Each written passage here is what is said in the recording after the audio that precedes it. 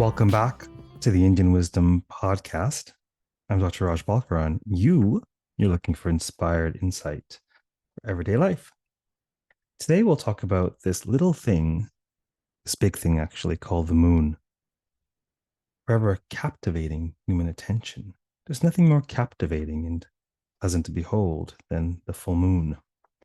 It is a miracle, actually, when you think about it. Consider all of the factors in place which render the distance from the sun and the earth and the distance from the moon and the earth and the size difference between the moon and the earth and the sun. And they all happen to line up so that we perceive the orb of the moon and the orb of the sun to be quite similar, virtually identical. Without which, we wouldn't have eclipses. Just so happens that this is being recorded just following a lunar eclipse. And there's much to be said about the symbology and perhaps effect of eclipses. What people are probably much more captivated by, considering the past eclipse was just a penumbral eclipse, a partial eclipse. The utter fascination, I believe, is the upcoming total solar eclipse of 2024, the global eclipse.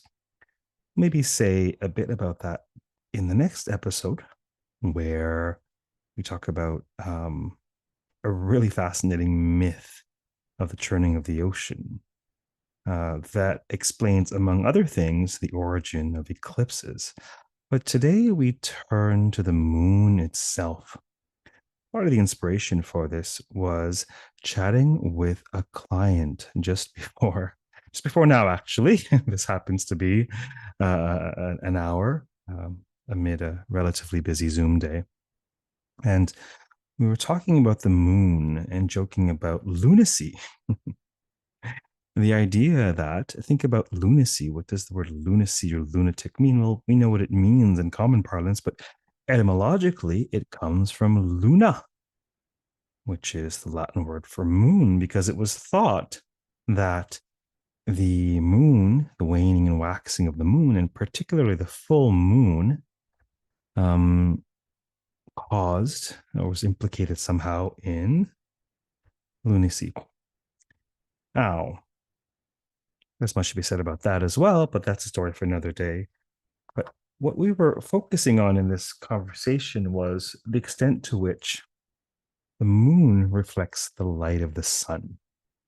Now, Indian wisdom traditions take the moon as representative of the manas, the mind wherein we find the emotions, the impressions, the habits, the impulses. Why do I disambiguate these phenomena? Because there's another portion of what we might think of as the mind that is more properly thought of as the intellect, wherein we find critical thinking, discernment, wisdom. Yes, because critical thinking within the material realm alone is limited. Ultimately, according to Indian wisdom traditions, the ultimate slicing and dicing, parsing of the intellect is to disambiguate and discern the permanent from the impermanent, spirit from matter, if you will, consciousness, soulfulness from the transient nature of material existence. This is the buddhi. Okay, so we have the buddhi, which is the source of wisdom, and then we have the manas, which is the mind that scurries here and there. This is the rat race mind. This is the hamster wheel mind. And we find an analog, a rodent analog, a symbological analog in ancient India, where we see the god Ganesha, elephant-headed. Yes, for those of you who have a visual of the artwork for this podcast, you'll see Ganesha, the all-wise Lord of beginnings, Lord of wisdom, Lord of auspiciousness, etc., etc. His vehicle, his vahana, many of the deities have vahanas. They are as if totem animals. right? So Durga's Vahana is the lion, Kartikeya's Vahana is the peacock. And these Vahanas indicate something to do with the energy of the deity proper. Durga represents sovereignty and power. So the lion. Kartikeya is swift and proud and handsome. Kumara. Peacock. Now, there's an exception to this rule in Ganesha, because Ganesha's Vahana is Mushika, a mouse. He's not very mouse-like. Elephants aren't, actually. This is actually a really brilliant encoding of the human complex, the ahamkara, the mental apparatus, where you have the faculty of discernment, wisdom, Ganesha, atop the scurrying monkey mind, the rat race mind, the hamster wheel, the rodent aspect, the mouse. And it's Ganesha who's actually stabilizing the mouse, LCB scurrying here and there and everywhere. And so too does our faculty of discernment. So too does wisdom ground and clarify and assuage the incessant sway and movement and scurrying of the emotional mind. Yes. So this symbology can also be mapped on to a certain extent onto the moon. The moon is said to represent the manas, this very aspect of self. Because, much like the mind, it is always changing. It is waxing and waning. It's never in the same place, and it's never the same size. What does it reflect? It reflects the light of the sun. And the sun represents the soul, the self, the ultimate self, who you ultimately are, the Atman. Okay? Or in Buddhism, the Anatman. However you construe of it, it is the same ground of being to which we are called to awaken from this dream of material life. Yes, the sun represents that self-reliant source of heat, light, support, which is the animatory principle, which is the Atman, which is spirit, if you will. And the mind reflects the light of the soul. But when does the moon reflect the light of the sun? Well, one can say all the time, but really all the time? Because what about on the new moon day when the moon is completely dark and there is absolutely zero, exactly zero reflection of the light of the sun? What about when the moon is so close to the sun that it cannot be seen? There is one moment and one moment alone when the moon fully reflects the light of the sun, and that is the moment of Purnima, the moment of the full moon. We think of it as a day, and yes, we think of it as a day, as a tithi, as a 1/30th of the pie of the sky. Yes, but really, if you think about it, the moon is waxing and waxing and waxing and waxing and waxing, and the moment that it is fully full, directly in alignment with the sun, fully reflecting the light of the sun, the very next moment it begins to wane. And this oscillation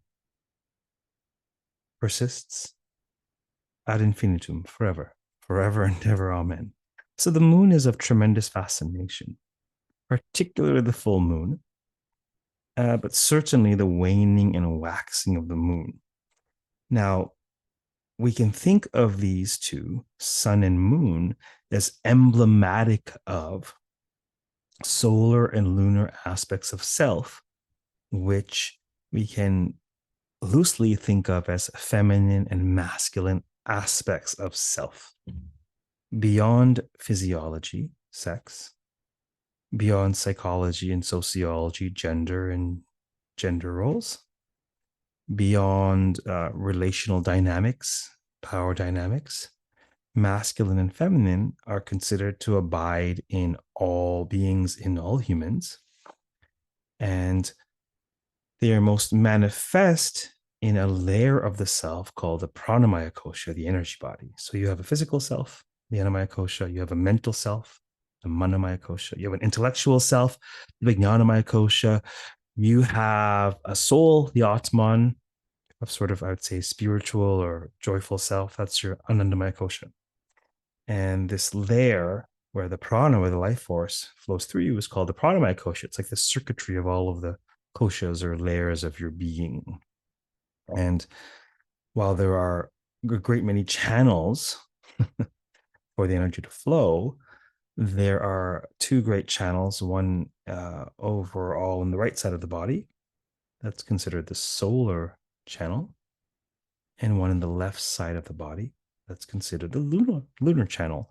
And this is why in whenever you see consort deities, masculine and feminine consort deities, Shiva and Parvati, Vishnu and Lakshmi, you name it, you will always see Rama and Sita, right? Krishna and Radha.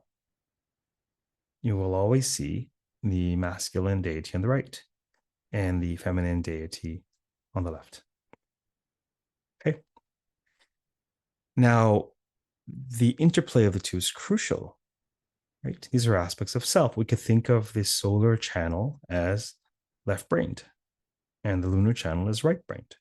Whether we want to think of that physiologically or metaphorically, one pertains to the solar left brain channel, pertains to order, structure, stability, rigidity.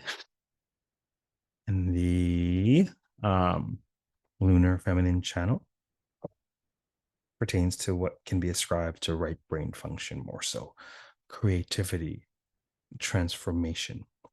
There is a great deal of misconception, to my mind, in certain echo chambers among Western intellectuals who wish to ascribe order to the masculine and chaos to the feminine, and that's ludicrous. The masculine has to do with the preservation of the status quo. The feminine has to do with its transformation. From the perspective of order, transformation can look chaotic. From the perspective of the masculine, the feminine can look like chaos. But when one alights to a bird's eye view, one sees that both preservation and transformation are required. There's a time for Vishnu, the energy of preservation, Vishnu Lakshmi. There's a time for Durga, Kali, Shiva, deities of transformation. Shiva is also called the destroyer, but destruction amid a cyclical cosmos is ultimately transformation. Yes, they're both required. They temper each other. Ultimately, according to Indic thought, both these solar and lunar channels, ultimately, once one is awakened, the energy actually abides in the central channel, the Shushumna, where the two modes cooperate, collaborate. If you look at the greats of various fields, you name it, the greats who have walked this earth, whether spiritual or mundane, whether Da Vinci or Mother Teresa, you name it, movers and shakers. And they have extraordinary masculine attributes and extraordinary feminine attributes, and they know when to use which. God grant me the courage to change the things I can, masculine mode, right? The serenity to accept the things I cannot, feminine mode. Yet so many of us accept things we should endeavor to change.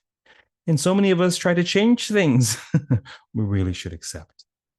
So the third part of this brilliant prayer, the serenity prayer, is God grant me the wisdom to know when to do which, when to strike and when to stay your hand. Yes. So there's a time for the solar and there's a time for the lunar. And this is our time to focus more on the lunar, this captivating orb that's saumya. It's a beautiful Sanskrit word that means benevolent, mild, benign, pleasant to behold. There are some lovely Saumya people in my life, thankfully. But Saumya in Sanskrit etymologically pertains literally to Soma. Soma is one of the most popular names of the moon. It actually comes from the ancient Soma sacrifice, Soma brews, Soma plant. This sort of inebriated, ecstatic experience that's personified as one of the three most popular deities in the Rig Veda.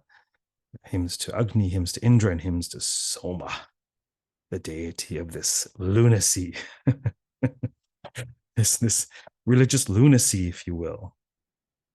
Just serendipitously, uh, I took a bit of time right before this podcast to go and grab a coffee. I've got coffee at home, but grabbing coffee gives me an excuse to go and move, get some motion in, clear the mind, see what bubbles up from the unconscious, see what inspiration strikes. And I typically listen to music as I march along to grab my coffee and return.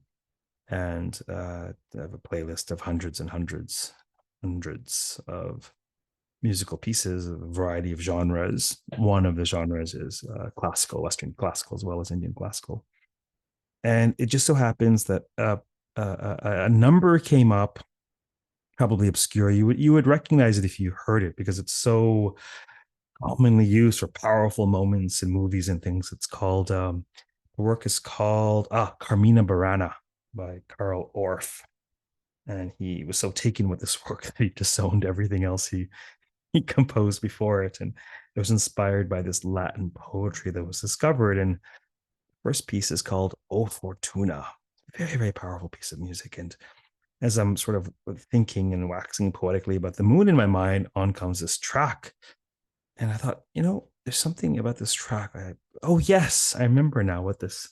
I remember what this means now. You listen to music and you forget the lyrics, you forget what it means, and it's O Fortuna, velut luna, O fortune, like the moon, statu variabilis, inchangeable, variable state, semper crescis, otes crescis, ever waxing, ever waning, vita detestabilis, detestable life. The waxing and waning, the rising and falling of fortunes. O Fortuna.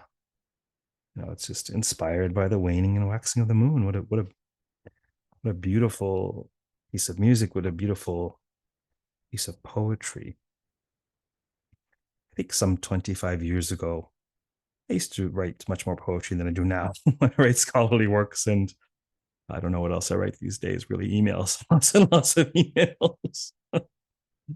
I remember writing a poem. Was one full moon night, and I think at the time, either I was studying William Blake for an English degree. It's less than 25 years ago that I ended up abandoning, and then I discovered Sanskrit literature a few years later.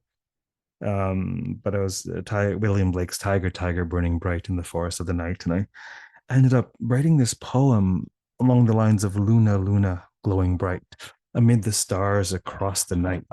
What immortal hand or eye could frame thy fearful symmetry? And I can't for the life of me remember the rest of that poem. I'm sure it's maybe in some shoebox somewhere if I'm lucky. But needless to say, the moon is a source of inspiration for many. And in Indic wisdom traditions, actually, the moon represents creativity and inspiration alike. Enough of me waxing poetically on the moon. Perhaps I should get to the story proper, because isn't that why you're all here? Are you not all here to hear a story? So the moon god, Candra, probably the most common name for the moon, actually. Moon god was handsome, charming, debonair. Okay. You'll see encoded in his description much of the symbology of the moon. He was full of light and a joy to be around. His mild, benign temperament was enjoyed by all, and he certainly knew how to have fun. He would gallivant around the heavens in his antelope-drawn chariot. Creature of whim, Chandra fluttered from interest to interest, like the social butterfly. He was, both topical interest as well as personal interest. Yes. When is the moon ever still? But to whomever his attention was focused upon, he was deeply empathetic, a good listener, and a comfort to all. He also had a wild imagination and a profound intuition. But among his many, many qualities, commitment was not. When time came to get married, Chandra, well, he's looking around and, he was kind of sheepish about maybe settling down to begin with, but it was the thing to do, figured he had to get married at some point, but he needed an arrangement that would suit his temperament, his whimsical temperament. I'm sure many of you may have non-traditional temperaments in marriages and situations, and, you need to find what works for you. Just so happens that at that time, Daksha, son of Brahma, was looking for grooms for whom? For his daughters, of whom there were 27. He has 27 daughters. Okay. So Chandra comes to meet the potential brides, and he spends some time with all of them. And, he's able to see things from various angles, right? He's always shifting perspectives. And he really got to connect and appreciate the various personalities, all 27 of them. And they were all dazzled by his charming presence. So they all asked Daddy Daksha if they could all be his bride.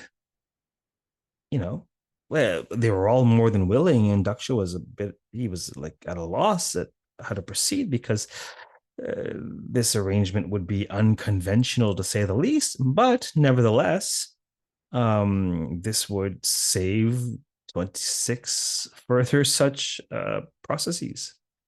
And, why not? Why not multitask? Marry them all off. They seem to all connect, and they seem to be happy to be co-wives, co-brides. And so he agrees. And the brides to be are absolutely delighted, and the marriage is arranged. Mesmerized by the moon, each bride agreed to be with him for one night each. And so, I suppose perhaps they set up a roster or some such thing. And he was to spend one night with each of his new brides. And of course, after the 27th night, he would return to the original.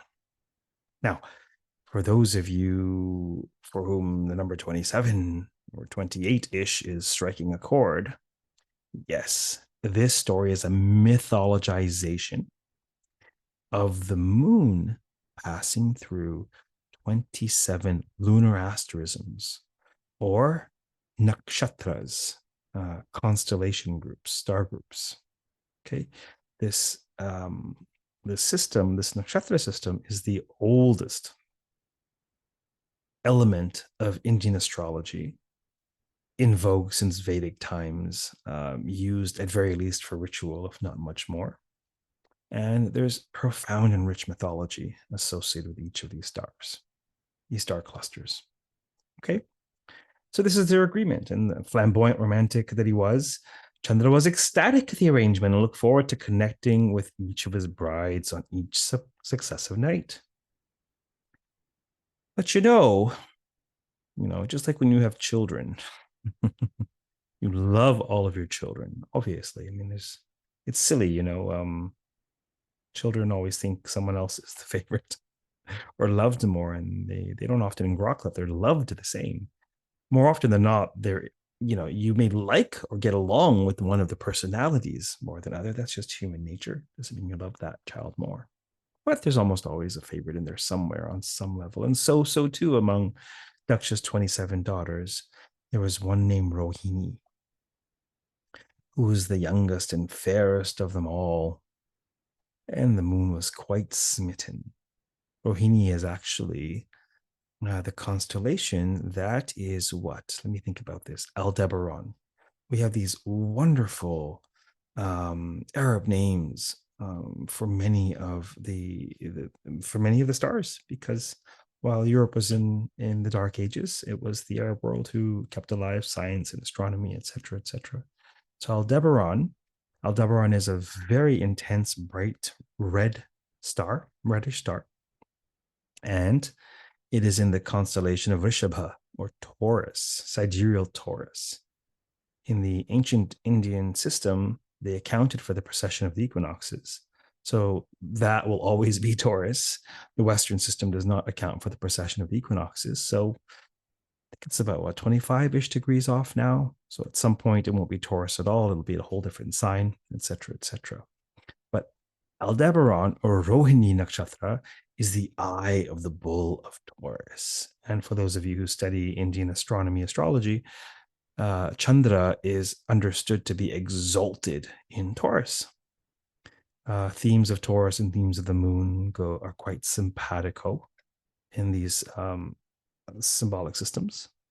And so the story goes, Chandra's favorite wife is Rohini, the youngest and fairest of them all. And he secretly desired her more intensely than all the others. So when it came turn to spend the night with the moon god, Rohini and the moon god, they became deeply engrossed with each other, savoring every moment of their passion and tenderness. When the next day came, the moon could not bring himself to pull away from Rohini, and so he stayed with her for a second night. Imagine the moon staying in the same place for 2 nights in a row. My goodness, would the cosmos not be out of order? And then a third, and then a fourth, and this went on for weeks. Finally, after 26 nights had passed and all 26 of the remaining co-wives had been equally snubbed, they all band together and they all sallied forth to Daddy Daksha to complain about their plight. And they expressed their utter outrage at being neglected newlyweds.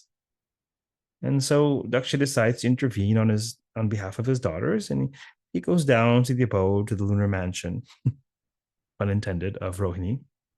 Rings the doorbell, perhaps the butler opens the door, who knows what that was like. But, he confronts Chandra and says, look, like, what's going on here? Like, you had an agreement. This isn't your duty. Your duty is to pay attention to all of your wives. And, Daddy Daksha, says the moon, what's the problem? I'm enjoying Rohini. She's enjoying me. Be that as it may, said Daksha, life is not all about enjoyment. We have responsibilities. You have to be there for all of your wives. Surely they knew who they married. They knew what they were getting into. It's this very free spirit of mind that they love so much in the first place. Furious at his obstinacy and his egoism, Daksha curses him. He says, since you're so satisfied with your own luster, the same luster which blinds you to decency, I curse you to lose your shine. Let's now see how enjoyable your life will be. With that, Daksha immediately departed back to his abode, and the moon started to lose his luster. He was beside himself as day after day he was waning before his very eyes and the eyes of all, wallowing in great self-pity, pined away day after day, losing sliver after sliver, until after a fortnight he had lost his luster entirely. The dark night of the soul was painful and disorienting for him indeed. What's a peacock without its tail? Difficult as this ordeal was, it was also instructive. It taught him humility and respect and how to act out of responsibility and not just desire alone. He spent a night with each of his wives, as was his husbandly duty. But both he and his wives really missed his luster, and the heavens were not quite the same without it. So Chandra decided to take up penance to Lord Shiva. After some time, Shiva, pleased with the penance, appeared before him and said, what would you like? How can I bless you? Wouldn't it be great to have a god appear before you and say, hey, how can I bless you?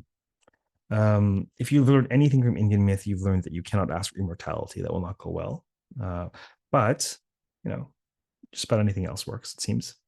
So Chandra, the moon god, said, look, please restore my luster. And Shiva replied, my dear Chandra, I can't really reverse Daksha's curse, but I can modify it. Okay? You're truly repentant. You're truly transformed by your loss of luster. Because of that, I want to leave you without your luster so that you can remain in this wise and transformed state. But since many of your fine qualities shine forth through your luster, I want to grant you that as well. And so Chandra said, I don't get it. Will I be dark or will I be bright? Which is it, A or B? Yes. Typically in Indic thought, is God masculine or feminine? Is it one or is it many? Is it immanent or is it transcendent? Typically, the answer is yes. Both and. Both, replied Lord Shiva with a twinkle in his eye. All things oscillate through the sway of time, and henceforth so too shall you. For a fortnight you will wax in luster until Duchess curse is eclipsed by your brightness. And then, at the very moment of your fullness, you will again begin to lose your luster over the course of a subsequent fortnight. And this will appease Duchess curse. And so it shall be. Fortnight after fortnight, oscillating between waning and waxing for the rest of this creation, until I dance destruction upon the world at the end of this cycle of time. Chandra bowed deeply before the Lord, grateful for his blessing. And to this day, of course, the moon waxes and wanes. The story was told in the stories behind the poses for ardhacandrāsana, or half moon pose. What is the half moon? Saptami Tithi. Okay, the seventh lunar configuration. The half moon is the midpoint, a point of balance between the two, perhaps equilibrium. Okay, and so too is this pose a balancing act. The spiritual gloss in the stories behind the poses is as follows. The waxing moon is associated with outwardness, joviality, social connection, indulging in pleasures or enjoying life. And this is not demonized in the tradition. Indeed, kama or enjoyment is one of the four noble aims of life. Overindulgence at the expense of dharma, at the expense of others, that's a different question. But pleasure is not demonized at all in the Indic tradition. Many will be pleased to learn.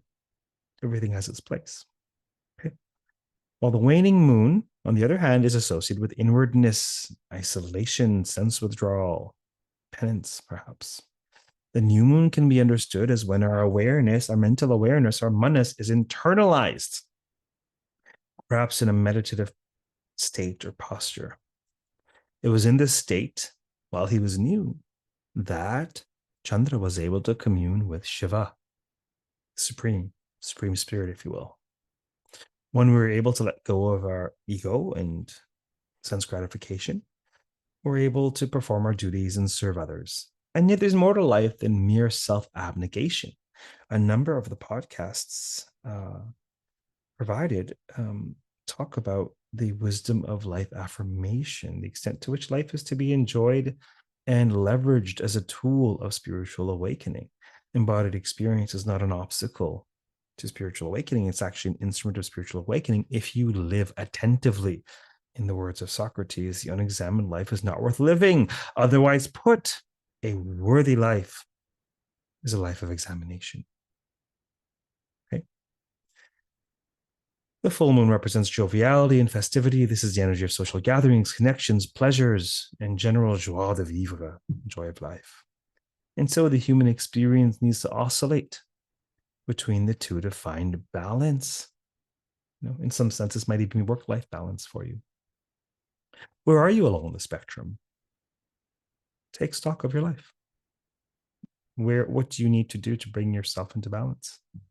The exact midpoint is the half moon, after which this posture is named ardhacandrāsana. Reflect on the story of the moon when engaging this posture, for the key to it is finding your balance between heaven and earth, between supine and upstanding postures. I hope you've enjoyed this lunacy, this lunar wisdom, the wisdom of the waning and the waxing of the moon. And stay tuned for some solar symbology in the next episode, but more so the profound myth that the mythologization of eclipses and the energies and the configurations of eclipses entailing the sun, the moon, Rahu Ketu, the god Vishnu, churning of the ocean, and so much more. If you like this content, please consider sharing. It'd be great for us to get this podcast out to a broader audience who may benefit from this wisdom. The reason I've created this podcast is because I don't want all of the teachings that I have to offer to be behind a paywall. I'd like people to benefit if they can in these times. So consider sharing, consider giving it a like, pass it on to someone who you think could really use it. And feel free to get in touch with me if you have requests for future podcasts. By all means, study with me at the Indian Wisdom School, perhaps even at some point attend an in-person retreat with me, rajbalkaran.com or indianwisdomschool.com. Take good care of yourself until next time. And don't forget to find your balance between new and full moon phases. Namaste. Take care.